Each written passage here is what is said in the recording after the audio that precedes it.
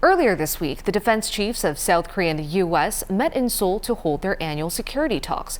There, they shared their commitment to bolster deterrence against North Korea's ongoing security, nuclear, and missile threats. Our defense correspondent Choi Min-jung has the details. The defense chiefs of South Korea and the U.S. have reaffirmed their commitment to bolstering extended deterrence against North Korea's evolving provocations. At a press briefing after the annual security consultative meeting held in Seoul on Monday, South Korea's defense minister Shin Won-sik said he, together with U.S. counterpart Lloyd Austin, noted that they will never accept any nuclear attack by North Korea. If North Korea does use nuclear weapons, it will face an immediate, overwhelming, and decisive response from South Korea and the U.S., which will lead to the end of Kim Jong-un regime. Austin highlighted the milestone in Washington's deterrence efforts, saying its commitment remains ironclad. We are continuing to strengthen our shared readiness and our ability to fight tonight if necessary. In a joint statement following the SCM, the defense chiefs revealed that they have decided to establish a shared early warning system to share detailed information on North Korea's missile launches.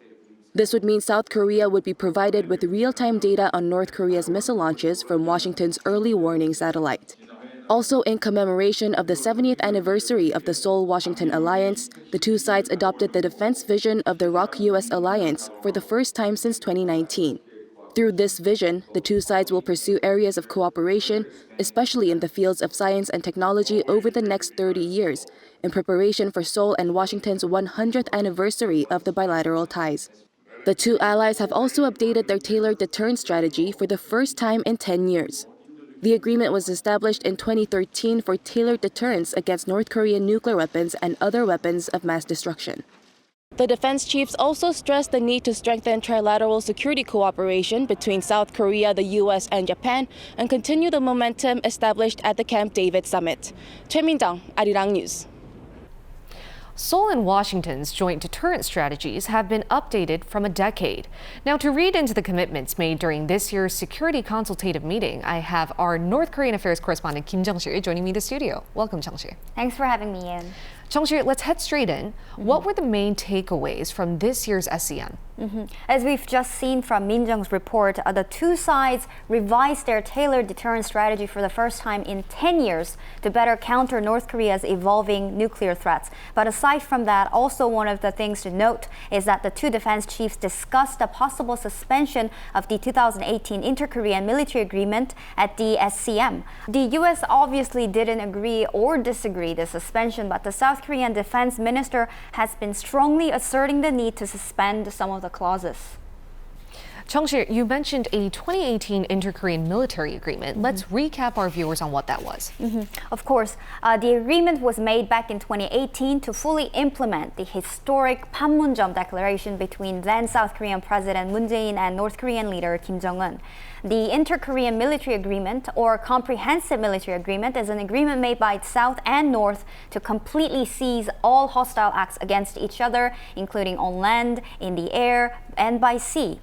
And there's one clause that the defense chief continues to say requires suspension, the clause on the no-fly zones. No-fly zones, that seems quite important. Could you give us the details on what that is? Of course. Well, no-fly zones are designated above the military demarcation line and ban aerial reconnaissance within 25 kilometers of the MDL. Specific distances are set for rotary wing aircraft, unmanned aerial vehicles, and hot air balloons, but you can generally get the idea that both sides agreed back in 2018 to not fly anything over the MDL for military purposes.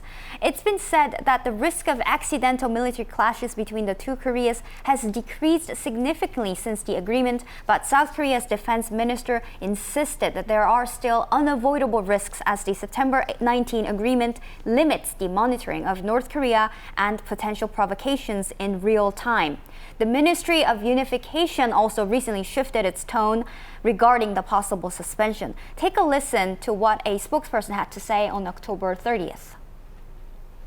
The government will consider suspending the September 19 military agreement if deemed necessary in the interest of national security.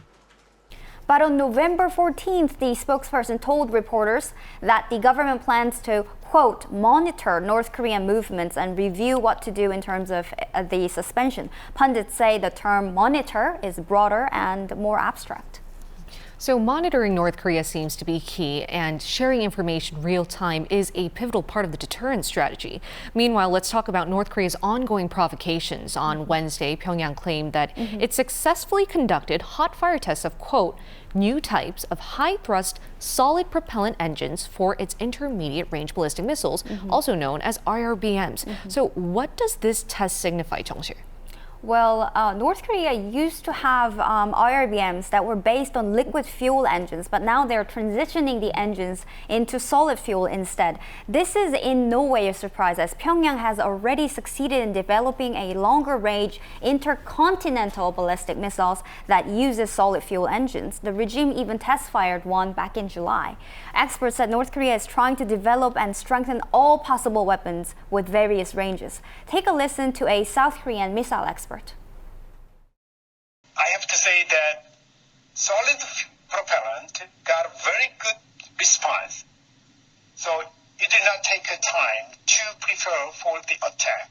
It did take less than 5 minutes comparing to liquid. That is going to be a problem.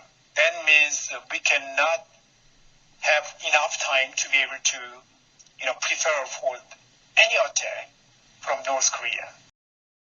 Then as a North Korean affairs correspondent, I would like to ask you this last question. Do you think there is a chance that Pyongyang will test fire this new IRBM anytime soon? Well, as a North Korea affairs correspondent, I can tell you that nobody will know. No one will have answer for that question. Because it's North Korea, we can't really expect anything. Pyongyang has been rather unpredictable when it comes to test firing missiles or doing experiments, so I can't give you an answer to when they will do anything at all. But what I can tell you is that the South Korean military is well aware of the situation and will be working on a solution. I guess we'll have to keep a close eye on what happens on the peninsula. In the meantime, thank you so much for your report, Jungsil. The pleasures are mine, Ye-eun.